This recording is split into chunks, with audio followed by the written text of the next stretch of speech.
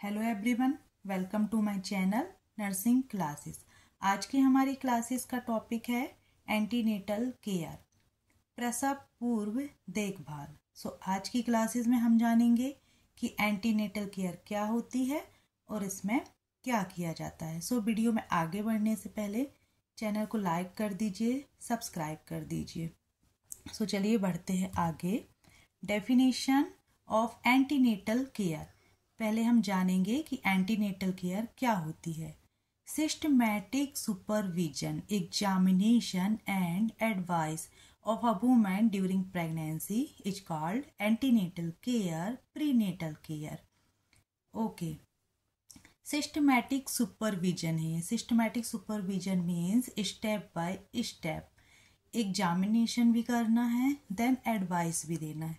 यदि कोई गर्भवती महिला हमारे पास आती है तो उसका हमको सिस्टमैटिक सुपरविजन करना है। ऐसा नहीं करना है कि पहले हमने उसको वैक्सीनेशन दे दिया, पहले हमने उसको टीटी लगा दिया, उसके बाद हम हिस्ट्री ले रहे हैं। इस तरह से नहीं करना है। Systematic step by step examination करना है, देन एडवाइस भी करना है। क्योंकि एग्जामिनेशन कंपलसरी है और एडवाइस इसलिए ज़रूरी है कि घर में भी उसकी प्रसव पूर्व देखभाल ठीक तरीके से उसके फैमिली मेंबर जो रहेंगे वह कर सकें। इसको हम कहते हैं antenatal care and prenatal care. Antenatal period, अब जानते हैं कि एंटीनेटल पीरियड क्या होता है। The time duration from conception of the fetus in the woman's uterus to the delivery of the baby is called antenatal period। देखिए, जब कोई वुमन गर्भ धारण करती है और एक बेबी को जन्म देती है, गर्भ धारण से लेकर बेबी के जन्म तक का जो टाइम पीरियड होता है उसको हम कहते हैं एंटीनेटल पीरियड। एम्स क्या है? देखिए, एक एंटीनेटल केयर के एम से ये है कि पहले तो एक वुमन है जो प्रेग्नेंट है वो क्या हो, स्वस्थ हो और हेल्दी रहे। देन उसके अंदर जो बेबी ग्रोथ एंड डेवलपमेंट कर रहा है वह भी क्या हो, स्वस्थ हो और डेवलप हो। उसके देखिए एम्स क्या है। To screen the high risk cases. Okay, यदि हम प्रसव पूर्व देखभाल ठीक तरीके से करेंगे तो जो हाई रिस्क केसेस रहती हैं, जो वुमन से रिस्क में रहती हैं, उसकी हम क्या कर सकते हैं, स्क्रीनिंग कर सकते हैं। टू प्रिवेंट और डिटेक्ट और treat at the any earliest complication. जब स्क्रीनिंग हो जाएगी तो हम यह भी डिटरमाइन कर सकते हैं कि उसको किस तरीके की और किस तरह की ट्रीटमेंट की ज़रूरत है। देन कॉम्प्लिकेशन क्या है? To ensure continue medical surveillance and prophylaxis. Ensure कर सकते हैं उसको जो मेडिकल केयर मिलना चाहिए, जो मेडिसिन मिलना चाहिए, उसको भी हम इंश्योर कर सकते हैं। To educate the mother about the physiology of pregnancy and labor by demonstration, chart and diagram, so that fear is removed and psychology is improved. हम सभी जानते हैं कि जब कोई वुमन प्रेग्नेंट होती है उनके अंदर बहुत सारे फिजियोलॉजिकल चेंजेस होते हैं जिसमें उनका शारीरिक मानसिक रूप से परिवर्तन होता है। हमको क्या करना है, डेमोन्स्ट्रेशन करके दिखाना है। हमारे पास जो चार्ट्स होते हैं, जो डायग्राम्स होते हैं, उनकी सहायता लेकर उनको काउंसलिंग करना है, समझाना है, जिससे उनका जो फियर है, जो डर है प्रेगनेंसी को लेकर, वह दूर हो सके और उनकी जो साइकोलॉजी है वह क्या हो, इम्प्रूव्ड हो सके। To discuss the couple about the place, time and mode of delivery, provisionally and care of the newborn. Okay, couples को मीन्स हस्बैंड वाइफ को हमको काउंसलिंग करना है, गाइड करना है, बताना है कि डिलीवरी वो कहाँ कराएंगे, किस टाइम पर कराएंगे, मोड ऑफ डिलीवरी क्या रहेगा एंड न्यूबॉर्न केयर वो किस तरह से करेंगे। ये हमारे एम्स हैं। To motivate the couple about need of family planning. जो कपल हैं उनको फैमिली प्लानिंग के बारे में भी हमको बताना है, गाइड करना है। To advise the mother about breast feeding, post natal care and immunisation. जब एक वुमेन्स बच्चे को जन्म देती हैं तो उनको ब्रेस्ट फीडिंग के बारे में भी बताना है। पोस्ट नेटल केयर, वो अपनी केयर कैसे कर सकती हैं उसके बारे में बताना है। और बच्चे की इम्यूनाइजेशन के बारे में भी बताना है। और ये सारी चीज़ें हम क्या करते हैं, एंटीनेटल केयर में प्रोवाइड करते हैं। ये सारे हमारे एम्स हैं। देन ऑब्जेक्टिव क्या है? The objective is to ensure a normal pregnancy with delivery of a healthy baby from a healthy mother. देखिए ऑब्जेक्टिव क्या है, जब एक वुमन प्रेग्नेंट होती हैं तो वह एक बच्चे को जन्म देने वाली हैं। सो उनका राइट है कि उनको बेहतर केयर मिले और जो बेबी इस दुनिया में आने वाला है वो क्या हो, हेल्दी हो और स्वस्थ हो। सो ये एंटीनेटल केयर के ऑब्जेक्टिव हैं। Then component of antenatal care, क्या क्या कंपोनेंट होते हैं जिनका हम यूज करते हैं। सो फर्स्ट है रजिस्ट्रेशन। जैसे ही प्रेगनेंसी का पता चलता है, आपने सुना होगा कि सब सेंटर हो गए, हमारे कम्युनिटी हेल्थ सेंटर हो गए, डिस्ट्रिक्ट हॉस्पिटल हो गए, जैसे ही प्रेगनेंसी का पता चलता है सबसे पहले रजिस्ट्रेशन किया जाता है। देन हिस्ट्री टेकिंग, हिस्ट्री लेना है। Antenatal examination, general and obstetric examination, laboratory investigation, health education, then immunisation.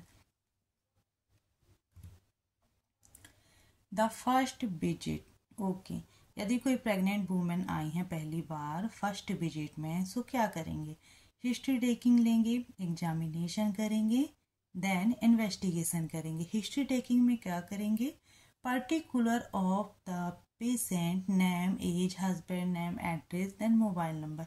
सबसे पहले कोई क्लाइंट हमसे मिलती है तो हम उनकी पर्टिकुलर हिस्ट्री जान लेते हैं, जैसे कि आपका नाम क्या है, आपकी एज क्या है, हस्बैंड का नाम, address, mobile number.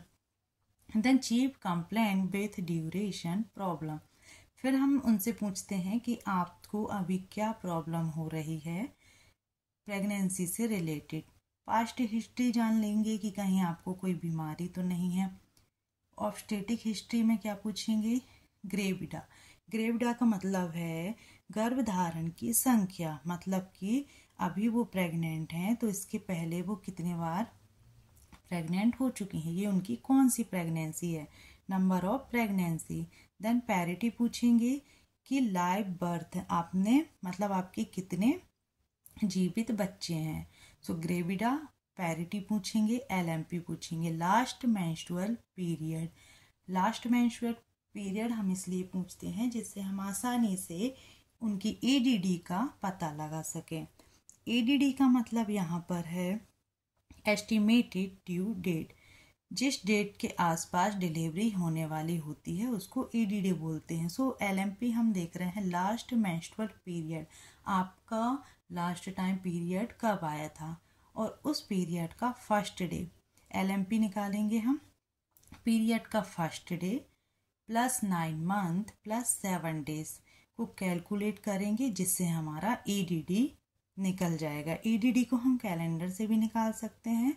Then ultrasonography of first trimester, यदि फर्स्ट ट्राइमेस्टर में पहले 3 महीने में सोनोग्राफी कराती हैं वुमेन्स तो उसमें भी हमको क्या ईडीडी का पता चल जाता है।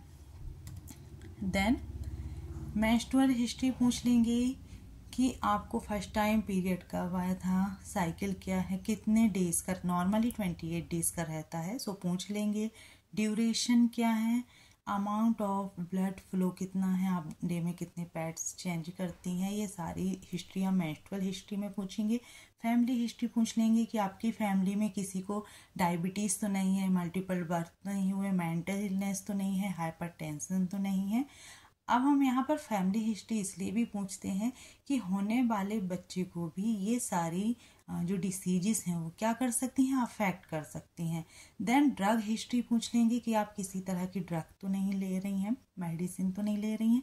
हिस्ट्री ऑफ इम्यूनाइजेशन पूछ सकते हैं कि आपने क्या क्या इम्यूनाइजेशन लगवाए हैं और देन सोशियो इकोनॉमिक हिस्ट्री पूछेंगे कि आपकी कंडीशन किस तरह की है।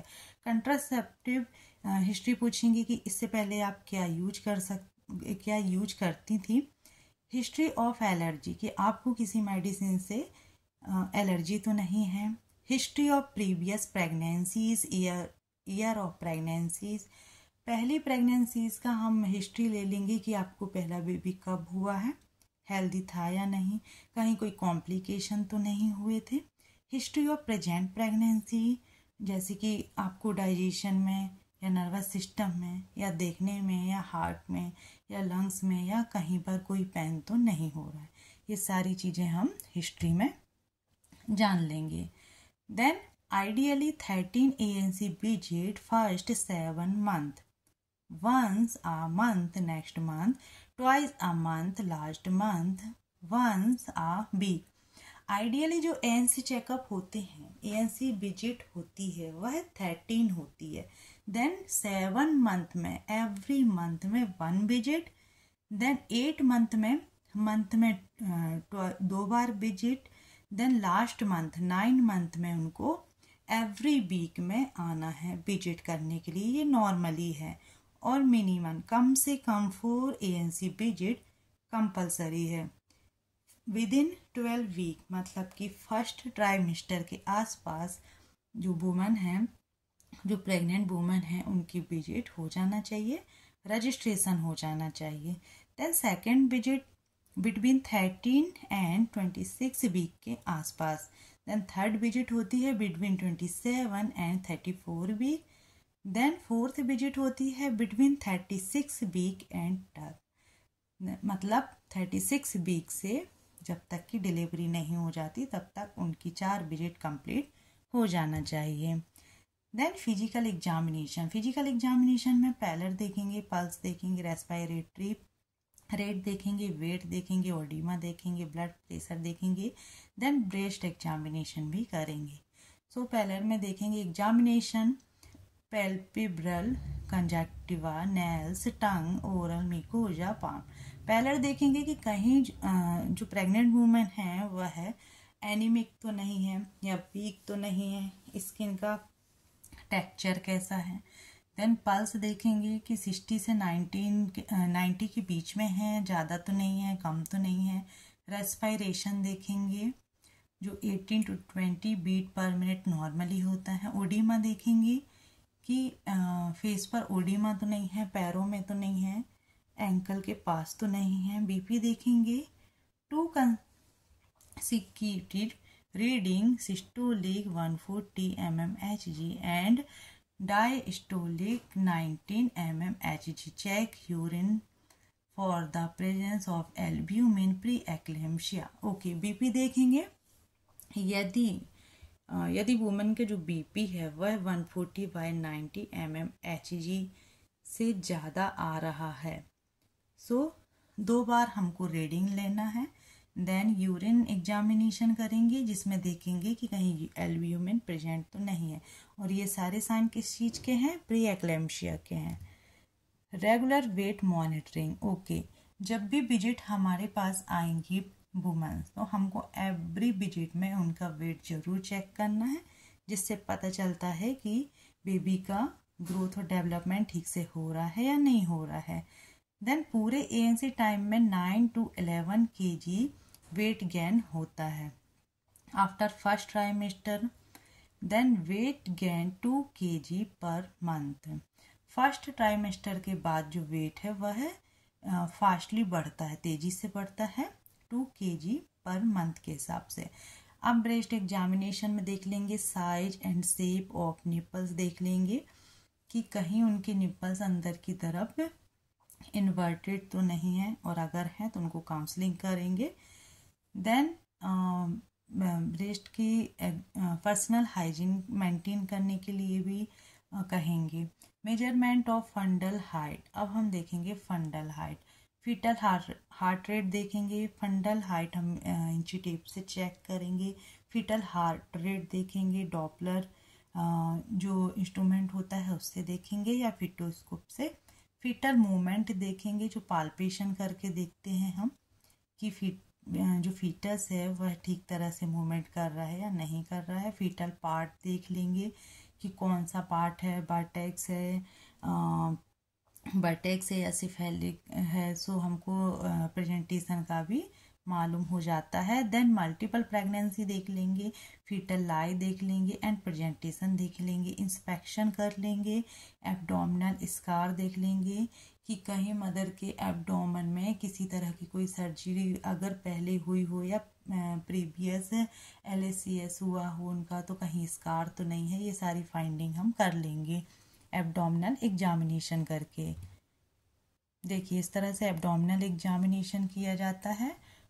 फंडल पाल्पेशन देखते हैं, देन पेल्विक ग्रिप देखते हैं, लैटरल पाल्पेशन देखते हैं, देन डीप पेल्विक पाल्पेशन देखते हैं। लैब इन्वेस्टिगेशन में क्या क्या करते हैं, प्रेगनेंसी टेस्ट की अगर प्रेगनेंसी टेस्ट उनका पहले नहीं हुआ है सो कर लेते हैं। HB एस्टिमेशन कर लेते हैं कि ब्लड कितना है, एनीमिया तो नहीं है। देन ब्लड ग्रुपिंग कर लेंगे, RH फैक्टर देख लेंगे पॉजिटिव है या नेगेटिव है। रैपिड मलेरिया टेस्ट कर लेंगे, urine test for albumin and sugar के लिए यूरिन टेस्ट कर लेंगे। BDRL या RPR टेस्टिंग करेंगे सिफिलिस के लिए। HIV टेस्ट करेंगे, ब्लड शुगर टेस्टिंग करेंगे।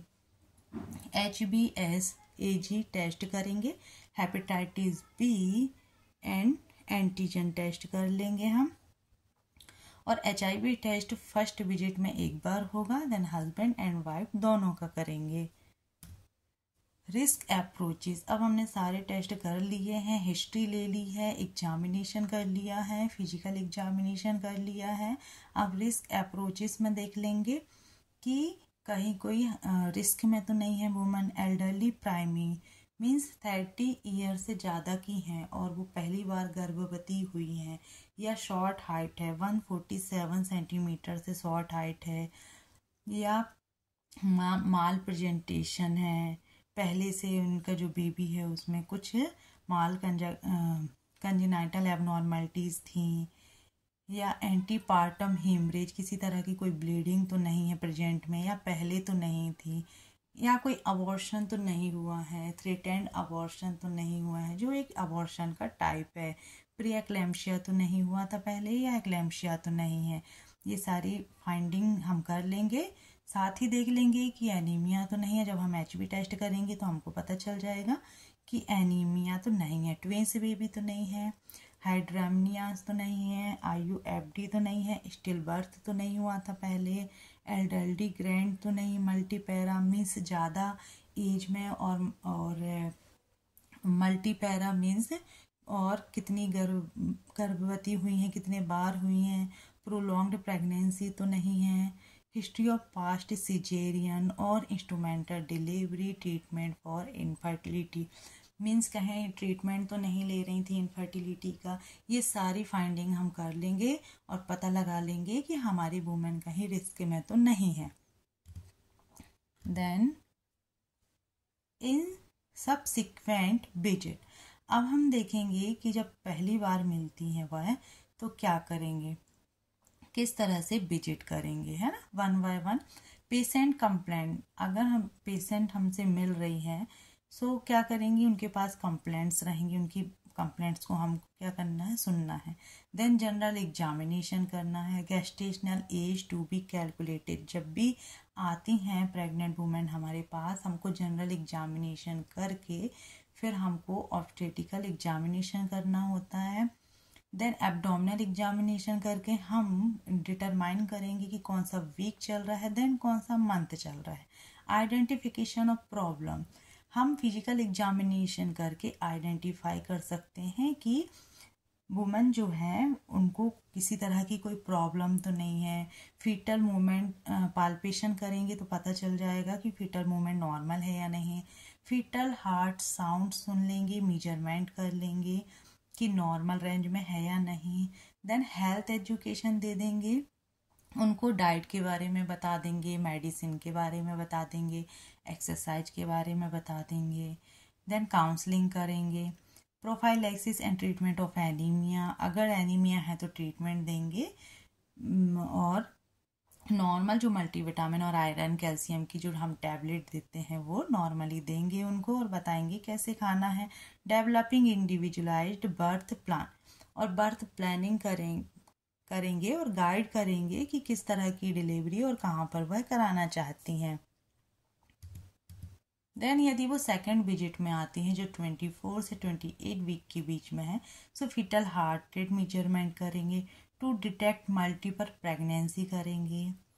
देन जो फर्स्ट विजिट में हमने सारे फिजिकल एग्जामिनेशन किए हैं, जैसे वेट लिया है, वाइटल साइन चेक किए हैं, सो हर विजिट में हमको फिजिकल एग्जामिनेशन करना है, काउंसलिंग करना है, गाइडेंस करना है, साथ ही फीटल हार्ट रेट मेजरमेंट करना है। और मल्टीपल प्रेगनेंसी तो नहीं है, लगभग ये 6 to 7 मंथ के बीच में जब हम पाल्पेशन करेंगे तो कंफर्म हो जाता है।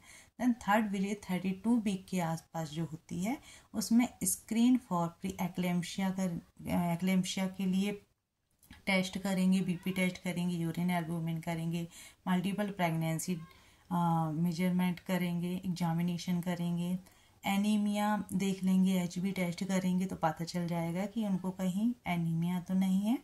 IUGR जब हम एब्डोमिनल एग्जामिनेशन करते हैं तो हमको पता चल जाता है कि इंट्रा यूट्राइन ग्रोथ रिटार्डेशन तो नहीं हो रहा है, फीटल का डेवलपमेंट वीक बाय वीक हो रहा है या नहीं हो रहा है।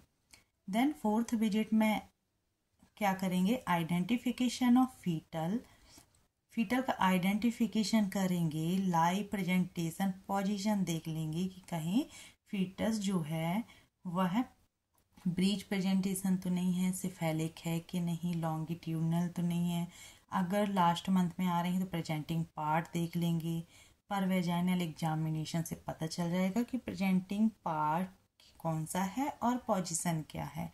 Update birth plan, then birth plan भी अपडेट कर लेंगे उस टाइम पे कि वो कब कराना चाहती हैं। Then antenatal advice entire pregnancy, antenatal advice हमको पूरी प्रेगनेंसी में देना होता है। Then 300 kilo calorie per day extra lactation 0 to 6 month.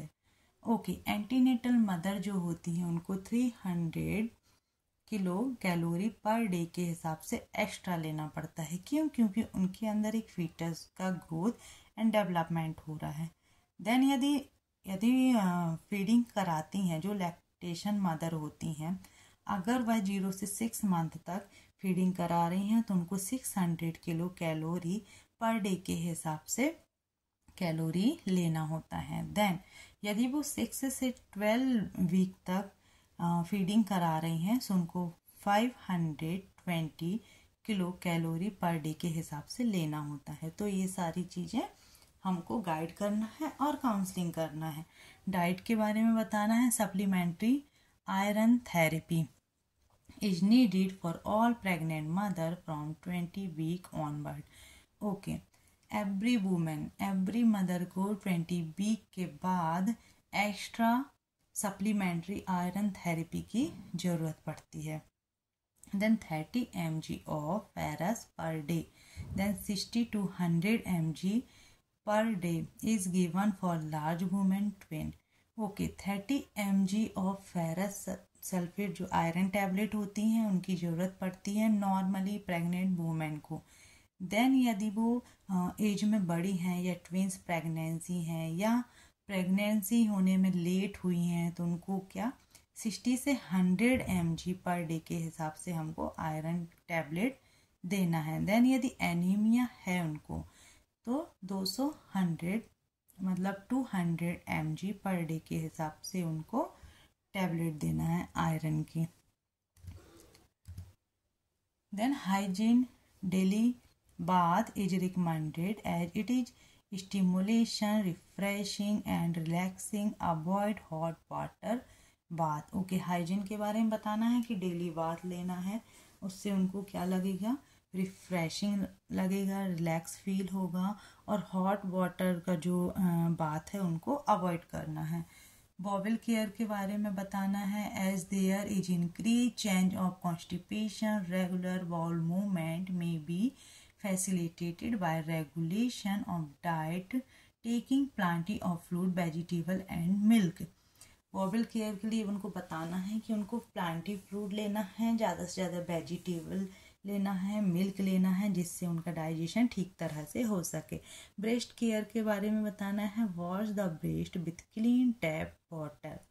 Breast care में बताएंगे कि उनको किस तरह से क्लीन करना है और साफ रखना है।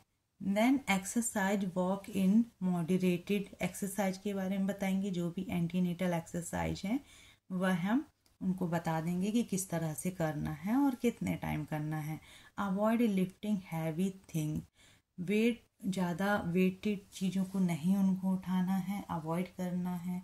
लॉन्ग टाइम स्टैंड नहीं रहना है, लॉन्ग टाइम उनको बैठना नहीं है, एक जैसी पोजीशन में नहीं रहना है, मूवमेंट करना है। Avoid sitting with crossed leg and this में इम्पेयर सर्कुलेशन। हमको बताना है सही पोजीशन के बारे में, और सही पोजीशन में वह रहेंगे तो क्या रहेगा, उनका सर्कुलेशन बेटर रहेगा। देन ड्रेसअप के बारे में बताना है कि उनको टाइट क्लॉथ नहीं पहनना है, हाई हील नहीं पहनना है, क्लॉथ ऐसे पहनना है जो जिससे वो क्या करें, कंफर्टेबल फील करें। अवॉइड अल्कोहल अवॉइड करना है, स्मोकिंग एंड अदर ड्रग यदि वो ले रही हैं तो उसको क्या करना है, अवॉइड करना है। नहीं तो ये क्या कर सकती हैं, फीटल को हार्म कर सकती हैं। रेस्ट एंड स्लीप के बारे में बताना है कि नॉर्मली आपको 8 आवर्स की जो स्लीप है वो नाइट में लेना ही है और डे में आपको 2 आवर्स रेस्ट करना है। एंड बताना है कि first trimester and last 4 weeks में coitus should be avoided. Means अगर जब प्रेगनेंसी वो कंसीव करती हैं तो फर्स्ट मंथ में 4 वीक तक उनको जो क्वाइटस की प्रोसेस है वह अवॉइड करना है। देन लास्ट मंथ में 6 वीक के आसपास भी उनको क्वाइटस क्या है, अवॉइड करना है। Warning sign. अब हमने अपनी क्लाइंट को रजिस्ट्रेशन कर लिया, हिस्ट्री ले ली, फिजिकल एग्जामिनेशन कर लिया, मेडिसिन दे दी, मेडिसिन के बारे में बता दिया, देन उनको इम्यूनाइजेशन भी कर दिया। अब उनको बताना है कि वार्निंग साइन क्या है। अगर उनको हेडेक हो रहा है तो उनको क्या करना है, बताना है, कंप्लेंट करना है। ब्लरिंग ऑफ विजन, यदि धुंधला दिखाई दे रहा है तो उनको बताना है। कन्वल्शन आ रहे हैं तो बताना है। किसी तरह की ब्लीडिंग हो रही है, वेजाइनल ब्लीडिंग हो रही है तो उनको आकर बताना है। या हाई ग्रेड फीवर है तो उनको आके बताना है। इसके अलावा भी यदि उनको किसी तरह के इन्फेक्शन हो रहा है तो आकर तुरंत हॉस्पिटल में कंसल्ट करना है। या आसपास जो एएनएम रहती हैं, आशा कार्यकर्ता रहती हैं, सबसे पहले उनसे संपर्क करना है और तुरंत जल्द से जल्द हॉस्पिटल उनको आना है। ये सारी काउंसलिंग और गाइडेंस उनको करना है, मदर को करना है। देन उनके फैमिली मेम्बर को भी करना है, जिसमें कि बेटर से बेटर प्रसव पूर्व देखभाल वह हॉस्पिटल में भी हो सके, जो उनका राइट है। देन घर जाकर भी उनकी केयर अच्छे से हो सके, जो एक माँ का और एक होने वाले बच्चे का राइट है कि वो स्वस्थ रहे और फिट रहे। Then thank you. यदि आपको वीडियो पसंद आए तो प्लीज़ वीडियो को लाइक, शेयर एंड सब्सक्राइब जरूर कर दीजिएगा। Thank you.